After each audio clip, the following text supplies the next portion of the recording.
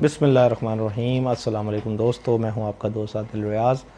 और इस उम्मीद के साथ कि आप सब लोग भी अल्लाह के फ़ज़ल से खैरियत से होंगे। ईद की छुट्टियों के बाद दोबारा आपने जॉब को ज्वाइन कर लिया होगा और आज के जो मौजू का इंतखाब है वो ईद की छुट्टियों के दौरान ही पेश आने वाले एक वाक़ये से मैंने इस मौजू के इंतखाब का सोचा कि कुछ दोस्तों ने मेरे साथ रब्ता किया और पता करने पर ये मालूम हुआ कि उनके पोजेसन से कुछ पतंगें और कुछ डोर की जो चरखियाँ हैं वो बरामद हुई हैं और उसके नतीजे में कानून ने जो अपना कानूनी कार्रवाई करते हुए उनके ख़िलाफ़ FIR दर्ज कर दी और हमें ईद की छुट्टियों में उनकी मजबूरन ज़मानतें दायर करके और ख़ासा परेशानी का अमल रहा उनके घर वालों के लिए भी, हमारे लिए भी, क्योंकि ईद की छुट्टियां थीं, ऊपर से जो कोरोना की सूरत हाल है उससे भी डर लगता है, तो लिहाजा बड़ी मुश्किल हालात रहे। और तभी मैंने सोचा कि क्यों ना आम पब्लिक को इस बात की अवेयरनेस के लिए कुछ ना कुछ मवाद जो हम मुझसे हो सके वो मैं ज़रूर कोशिश करूं कि आप लोगों तक पहुंचे, ताकि आपके तवसत से कुछ लोगों के साथ जो इस घिनौने और खूनी खेल के अंदर मुलवस पाए जाते हैं वो भी कुछ सबक हासिल करें और इस खूनी खेल से बाज रहें।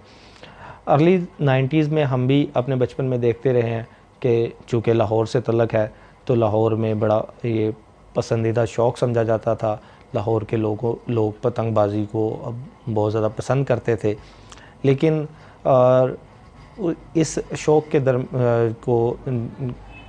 जो है वो 2-4 चीज़ें ऐसी इसमें ऐड हो गई जिनकी वजह से कतई इस शौक़ को आगे चलाने की इजाज़त नहीं दी जा सकती। 1-2 दफ़ा गवर्नमेंट ने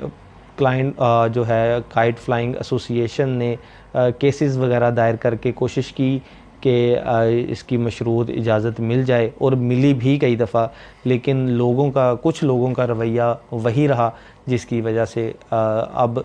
तकरीबन 99% जो लोग हैं वो इस खूनी खेल के ख़िलाफ़ हैं, जिनमें से एक मैं ख़ुद भी हूँ। तो होता यही था कि जो ही बहार का सीज़न आता था तो लोग जो हैं वो अपनी छतों पे चढ़ के रंग बिरंग की काइट्स जो हैं वो उड़ाते थे, लेकिन आहिस्ता आहिस्ता इसमें जो चीज़ें ऐड होती गईं और उन चीज़ों की वजह से ये शौक़ जो है वो एक खूनी शौक़ में तब्दील हो गया। वो नंबर एक तो केमिकल वायर थी, जो केमिकल का धागा था, जिसकी वजह से ख़ास तौर पे मोटरसाइकिल सवार जो हैं वो बहुत ज़्यादा ज़ख्मी भी होते थे और उनकी डेथ भी वाक़या होती थी। आए दिन हम सुनते थे और सुनते अभी भी हैं कि जो डोर फिरने से, गले में डोर फिरने से मोटरसाइकिल सवार जो है वो जाँ बहक हो गया। और उसके बाद जो दूसरी चीज़ थी जिसकी वजह से इस शौक़ को बहुत ज़्यादा नुकसान हुआ वो थी धाती तार, जो मोटरसाइकिल की क्लच वायर है उसको किसी तरह से ये इस्तेमाल करते हैं, दूसरे की पतंग को अपनी पतंग के साथ अटैच करके वो खींच लेते हैं। और नुकसान तब होता है जब ये धाती तार इस्तेमाल होने वाली जो पतंग है ये कट जाती है और ये बिजली की तारों पे जा गिरती है, उसकी वजह से बड़ा नुकसान होता है, ब्लास्ट भी होता है और अगर वो किसी इंसान के हाथ में है तो उसको करंट लगने का भी पूरा ख़दशा होता है और जान भी जा सकती है। तो इस सारे अमल से बचने के लिए जो गवर्नमेंट ऑफ पंजाब है उसने कानून साज़ी की और उस कानून साज़ी के अमल में prevention of kite flying ordinance 2001 उसका कानून को मुरतब किया गया, तो पूरे पंजाब में लागू है। 6-7 सेक्शंस हैं, 1 बाय 1 आपके सामने थोड़ा उसको बयान करूँगा। जो काइट फ्लाइंग ऑर्डिनेंस सेक्शन 1 और 2 है वो उसका टाइटल और डेफिनेशन को बयान करते हैं। सेक्शन 3 जो है वो बताता है कि ये जुर्म है, काबिल दस्त अंदाज़ी है, पुलिस विदाउट वारंट आपको अरेस्ट कर सकती है। और जो इसमें किए जो जराइम हैं काइट फ्लाइंग ऑर्डिनेंस 2001 में जो डिस्क्राइब किए गए हैं ये नाकाबिले ज़मानत हैं, नॉन बेलेबल हैं और अगर आपके ख़िलाफ़ इस काइट फ्लाइंग का जो है एफआईआर मुकदमा दर्ज हो जाता है तो आपके ख़िलाफ़ जो केस होगा वो समरी ट्रायल प्रोसीडिंग्स पे इनिशिएट किया जाएगा। मजिस्ट्रेट साहब की सवाबदीदगी है कि वो आपको एट द स्पॉट कोई जुर्माना करके, जो कि 1 लाख रुपए तक है, जुर्माना करके आपको वहीं पे फारिग करके घर भेज देते हैं, या कि आपके ख़िलाफ़ ट्रायल प्रोसीडिंग्स इनिशिएट करते हैं। उसके बाद सेक्शन 4 आ जाता है। सेक्शन 4 सबसेक्शन ए में बताया गया है कि अगर आप मुर्तकब होते हैं, कमिट करते हैं या अबैट करते हैं काइट फ्लाइंग को, तो आपके ख़िलाफ़ सेक्शन 4 सबसेक्शन ए जो है वो लागू होगा। अगर आप मैन्युफैक्चरर हैं, सेलर हैं या ऑफ़र कर रहे हैं सेल करने की, तो फिर आपके ख़िलाफ़ जो है सेक्शन 4 सबसेक्शन बी लागू होगा। और अगर आप मैन्युफैक्चरर हैं, स्टॉक है आपके पास, आपके पोजेशन में है, क्या चीज़, अगर वो है धाती तार है, जो धाती तार के साथ केमिकल कॉर्ड है, उसके बाद वो ऐसी डोर है जो कि जिस पे के ऊपर ऐसा मांझा इस्तेमाल हुआ है जो कि किसी के लिए जानलेवा साबित हो सकता है, ख़तरनाक डिक्लेयर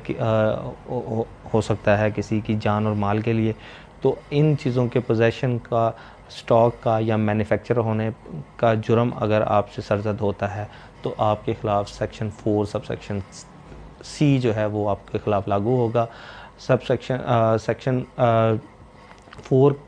के इसके बाद बयान किया गया है कि जो आपका डिस्ट्रिक्ट नाज़म है वो आपको परमिशन दे सकता है कि आप एक टेरिटरी में रह के उन चीज़ों को जो कि सेक्शन 4 सबसेक्शन सी में मना है, उन चीज़ों के अलावा अगर आप सिंपल वे में पतंगबाज़ी करना चाहते हैं तो एक जो डिस्ट्रिक्ट नाज़िम है वो आपको 15 डेज़ तक की इजाज़त दे सकता है कि आप एक मखसूस जगह, वो एक स्टेडियम हो सकता है, मैदान हो सकता है, कोई भी खुली जगह हो सकती है, कि वहाँ रहकर आप जो है इस शौक़ को पूरा कर सकते हैं। और इसके बाद जो है सेक्शन 4A आ जाता है। सेक्शन 4A में जो है इससे पहले जो सेक्शन 4 की सज़ाएं हैं, सेक्शन 4 सबसेक्शन A, B और C में अगर कोई बंदा मुर्तकब पाया जाता है तो उसको 3 साल तक सज़ा हो सकती है, 1 लाख रुपए तक जुर्माना हो सकता है। इसके बाद सेक्शन 4A की बात करते हैं तो वो है रजिस्ट्रेशन, कि आप अगर मैन्युफैक्चरर हैं तो आपका कारोबार जो है सिटी डिस्ट्रिक्ट गवर्नमेंट के पास रजिस्टर्ड होना चाहिए। उसके बाद सेक्शन 4B आ जाता है। सेक्शन 4B में परमिशन है कि आप स्प्रिंग सीज़न से पहले जो अपना यूनियन काउंसिल नाज़म है उसके पास रिटर्न एक परमिशन फ़ाइल करते हैं कि इस सीज़न में जो है इजाज़त लेने से पहले या कुछ दिन पहले जो हमें मैन्युफैक्चरिंग की इजाज़त दी जाए, ताकि हम वक्त ज़रूरत अपने पतंगों का स्टॉक जो है वो पूरा कर सकें। अगर आप विदाउट परमिशन मैन्युफैक्चरिंग के जुर्म में पाए जाते हैं तो आपको 6 माह तक सज़ा हो सकती है, 1 लाख रुपए तक जुर्माना हो सकता है। इसके बाद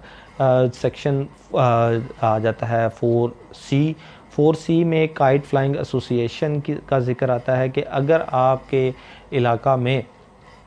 काइट लवर्स हैं, पतंगबाज़ी के शौकीन अफराद पाए जाते हैं, तो उस इलाका में एक एसोसिएशन क्रिएट कर दी जाए, बनाई जाए, जो कि काइट फ्लाइंग एसोसिएशन के नाम से जानी जाए, और वो तमाम काइट फ्लाइंग के मामलात को देखे और कानून साजी में जो है वो मदद फ़राहम करे, कानूनी इदारों को जो है वो मदद फ़राहम करे, ताकि ऐसा कोई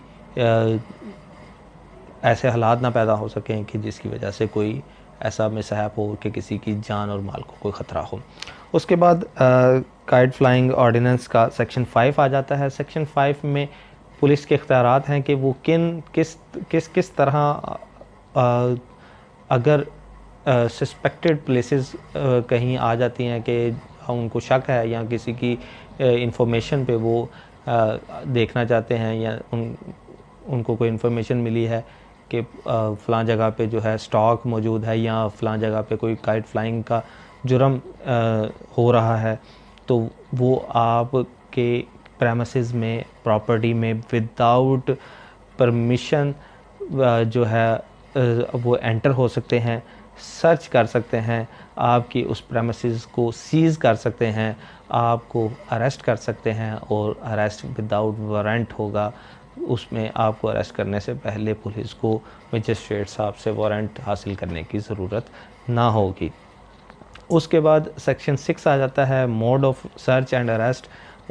CRPC के मुताबिक ही होगा ये सारा मामला। उसके बाद सेक्शन 7 में जो है वो अपील का राइट आपको दिया गया है कि अगर खुदा न खास्ता आपके ख़िलाफ़ या आपके किसी जानने वाले के ख़िलाफ़ ये FIR मुकदमा दर्ज हो गया है और मजिस्ट्रेट साहब के ऑर्डर से वो इफ़ेक्टिव है, उसको सज़ा हो गई है या उसके ख़िलाफ़ कोई जुर्माना हो गया है जिसको वो समझता है कि मेरे साथ नाइंसाफ़ी है, तो वो इसकी अपील दायर कर सकता है। अपील कहाँ दायर करेगा? अपील सेशंस कोर्ट में दायर करेगा। और अगर सेशंस कोर्ट में भी फ़ैसला उसके ख़िलाफ़ आ जाता है तो वो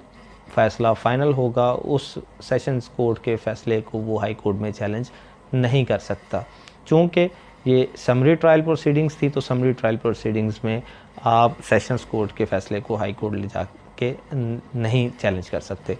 उसके बाद सेक्शन 8A आ जाता है। 8A में प्रोविज़न बताती है कि अगर गवर्नमेंट